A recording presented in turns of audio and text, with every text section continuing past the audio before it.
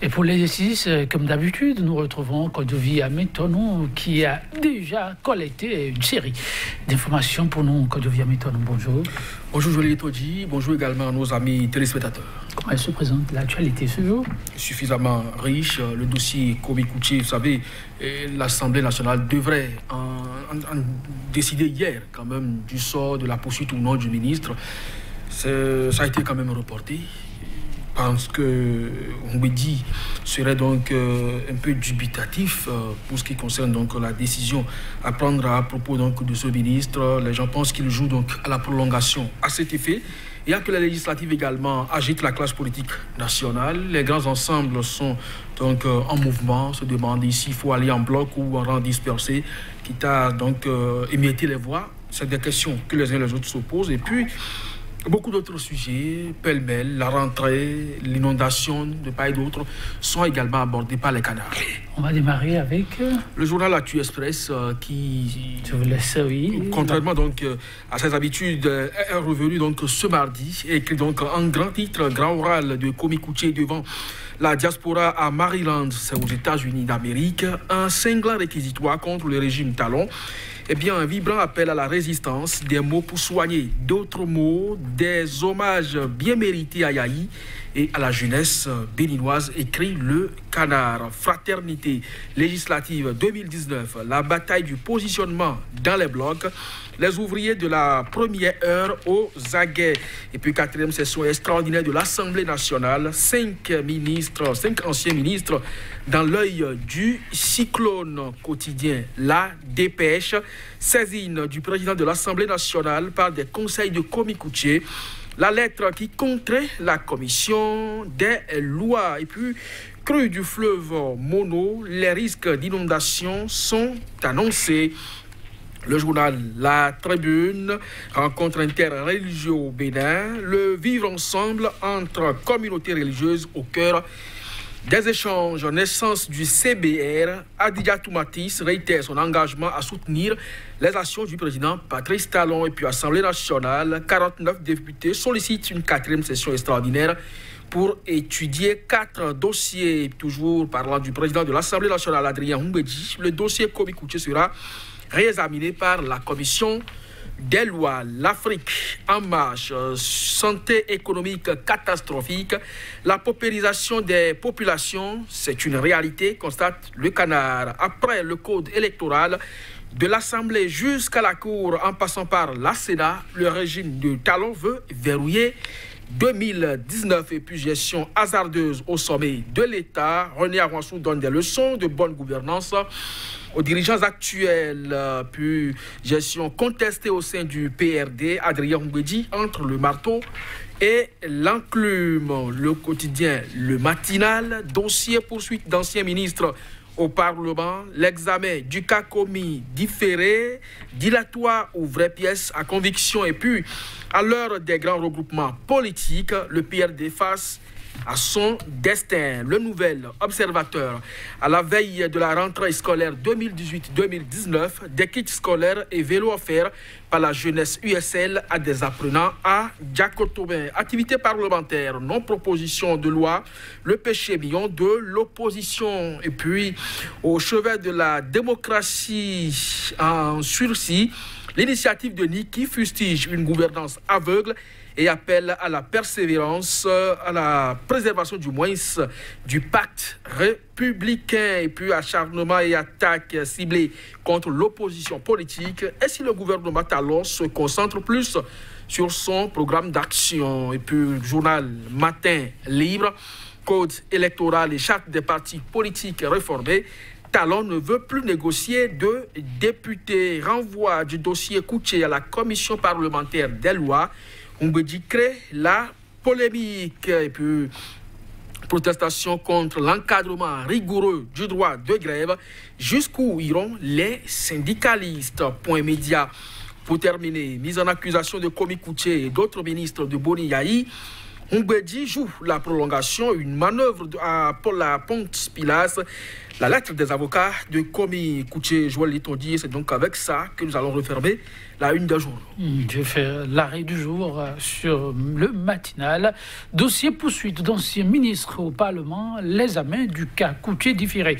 Dilatoire ou vrai piège, sa conviction s'interroge le quotidien. C'est pas à quel niveau. On a l'impression que entre le titre et le sous-titre, c'est de coq à l'âne. La pièce à conviction dont il est question, c'est à quel niveau? À ce niveau, dans le journal, je crois que ce titre contraste bien avec la réalité, parce que les avocats conseillent de laisser agentier. On saisit effectivement le président de l'Assemblée nationale et on fait pas donc d'un certain nombre d'observations. Nous l'avons déjà évoqué ici. D'abord, ce dossier fait déjà objet de la chose jugée.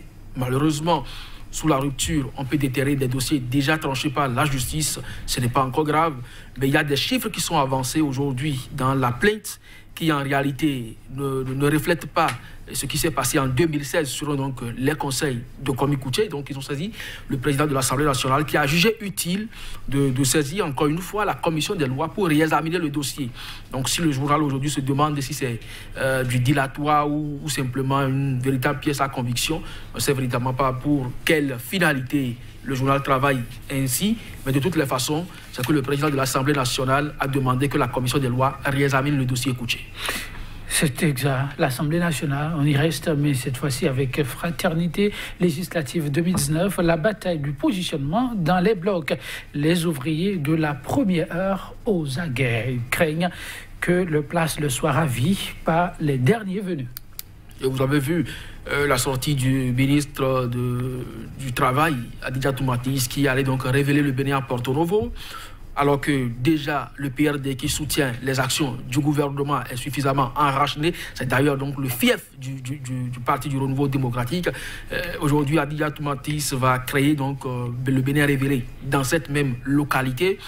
Est-ce pour davantage ratisser large? Parce que au fil, à la fin donc, de l'élection, on peut toutefois dire que tous les partis qui parlent le même langage avec le pouvoir peuvent s'associer donc pour mettre ensemble leurs points, sans quoi, avec ce qu'il y a aujourd'hui adopté comme charte des partis politiques, je ne vois pas véritablement les uns et les autres s'imposer à leurs adversaires dans la localité. Toujours est-il que, oui, les acteurs qui se réclament de premier plan à l'avènement donc de la rupture commence par se faire davantage présent sur le terrain, un peu comme pour dire aux autres attention, c'est pas parce que c'est cuit que vous allez venir manger au même titre que nous.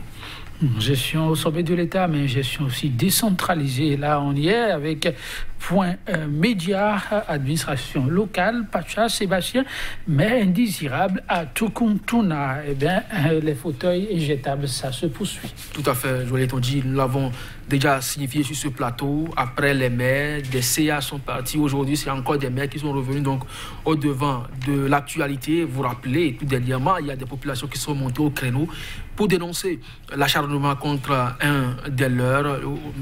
Heureusement pour ce maire, jusque-là, il n'a pas été éjecté. Aujourd'hui, c'est Tukuntuna qui est donc la risée dans le pays. De toutes les façons, on attend de voir ce qui va se passer les jours à venir. Toujours est-il que la décentralisation n'est pas donc le pouvoir central. Et si les communautés pensent que c'est la décision prise au niveau donc de l'État central qui va participer à la base au développement, c'est du leur. Il faut que chacun puisse avoir quand même confiance en son fils qu'il a placé à la tête de sa localité, parce que les collectivités locales, c'est quand même les fils du terroir, et c'est donc le développement qui doit préoccuper et non la politique. Mais malheureusement, la politique prend le pas sur la décentralisation, et depuis l'avènement de la rupture, on ne peut plus compter donc du bout des doigts le nombre de maires déjà éjectés de leur fauteuil. Mais toujours est-il que ceux qui ont pris les relèves ne comble pas encore davantage les attentes de la population. Rien qu'à prendre le cas de la mairie de Ouida, où on a quand même des bruits de bottes depuis peu. Oui, situation précaire au niveau des mairies, mais aussi au niveau de la jeunesse. Croix Savoie, une certaine jeunesse de la partie septentrionale. Le nouvel observateur apporte l'information ici au chevet de la démocratie en sursis. L'initiative de Niki fustige une gouvernance aveugle et appelle à la préservation du pacte républicain. 37 communes, si je m'abuse, je crois que c'est ça qui fait le regroupement. Et le porte-parole est allé trop fort. Il a répondu au président de la République dans les mêmes expressions telles que lui-même s'est adressé au roi, au tête couronné qu'il a rencontré. Il dit, vous savez que je n'ai pas peur. Et le jeune a dit, allez dire au chef de l'État aussi que moi-même je n'ai pas peur.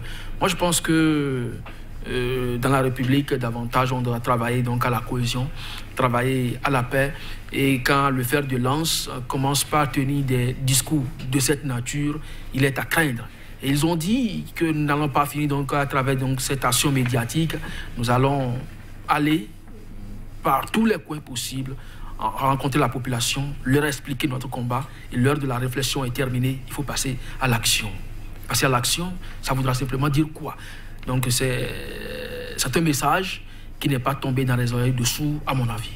En tout cas, il y en a qui attendent de constater que le quotidien s'améliore. Effectivement, des messages pas tombés dans les oreilles de sourds, mais ce n'est pas exactement le cas au niveau des populations du Mono. C'est la dépêche qui s'inquiète. Crise du crue du fleuve Mono, les risques d'inondation annoncés, les populations aux abois. Oui, après l'effondrement du pont de Malanville, des voix ont commencé à s'élever pour alerter sur le cas donc, du fleuve Mono qui, chaque année, fait toujours de dégâts, malheureusement. Donc, si l'alerte est encore davantage donnée, je crois qu'il revient donc au maire de la localité, surtout d'Atiébé, où le fleuve fait beaucoup de fureur, de prendre donc les dispositions nécessaires afin qu'on compte moins de victimes, surtout pour ce qui concerne les vies humaines. Merci. Kodovia Metono, mesdames, messieurs, pour la revue des titres du jour. Ce sera tout. On poursuit l'aventure ensemble, mais demain. À demain, Kodovia. À la grâce de Dieu.